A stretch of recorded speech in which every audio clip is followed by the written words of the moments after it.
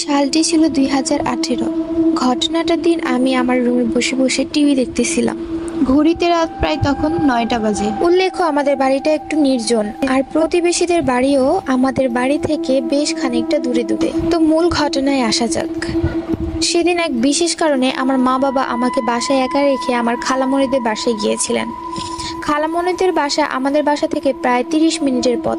আমি সাধারণত ভূত প্রেতের বিশ্বাস করি না, তাই আমি বাসায় একাই ছিলাম। কোনো ভয় লাগেনি, কারণ রাতে তাদের ফিরে আসার কথা, মানে আমার মা বাবাদের ফিরে আসার কথা ছিল। টিভি দেখতে দেখতে মনে হলো আমার পাশের রুমের দরজা দপ করে শব্দ করে খুলে গেল। আমি সোফা থেকে উঠে রুমটির কাছে গেলাম শব্দের উৎস খুঁজতে, কিন্তু ওখানে গিয়ে আমার মনে পড়লো যে ওই রুমের দরজাটা তো খোলাই থাকে। তাহলে দরজা খোলার শব্দ এলো কোথা থেকে? মনে মনে একটু ভয় পেলাম, কিন্তু পরক্ষণেই নিজেকে সামলে আবার টিভি দেখতে চলে গেলাম। টিভি দেখতে দেখতে হঠাৎই জানালায় চোখ পড়লো। জানালাটি কাচের হওয়াতে বাহিরের সবকিছু পরিষ্কারভাবে দেখা যাচ্ছিল। আমি কি ভেবে যেন জানালার পর্দা দিতে গিয়ে দেখলাম একটা কুকুরের আকৃতি একটা প্রাণী খুব জোরে মাটি খুঁড়ছে। আমি ভয়ে ভয়ে পর্দা টানতেই যাব, ঠিক তখনই দেখলাম প্রাণীটি খুব দ্রুত বেগে জানালার দিকে এগিয়ে আসছে। মনে হচ্ছিল ওটা জানালা ভেঙে একদম ঘরের ভিতরে ঢুকে যাবে। এই অবস্থায় আমি খুব দ্রুত পর্দা দিয়ে জানালার কাছ থেকে চলে আসলাম। ঘরের মেইন দরজার কাছে গিয়ে দরজাটা খুব ভালোভাবে আটকিয়ে দিলাম।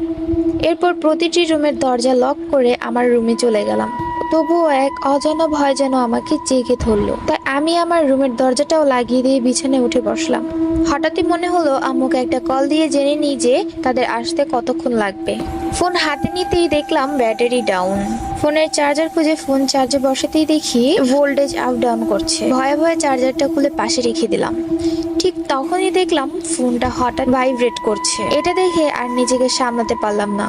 খুব জোরে একটা চিৎকার করে লাফ দিয়ে বিছানার এক কোনায় গিয়ে গুটিসুটি হয়ে বসে রইলাম। ফোনটা ততক্ষণে ছুঁড়ে আমি ফ্লোরে ফেলে দিয়েছি, যার ফলে ফোনের বিভিন্ন অংশ খুলে ছড়িয়ে ছিটে পড়ে আছে। ফোন ছাড়া এখন আমি কিভাবে আম্মু আব্বুর সাথে কথা বলবো, এটা ভাবতেই আমার ভয় যেন আরো বেড়ে গেল। ঘড়িতে তাকিয়ে দেখি রাত প্রায় তখন 1টা বাজে। এখনো সকাল হতে অনেক দেরি। আম্মু আব্বু কখন আসবে তাও জানি না।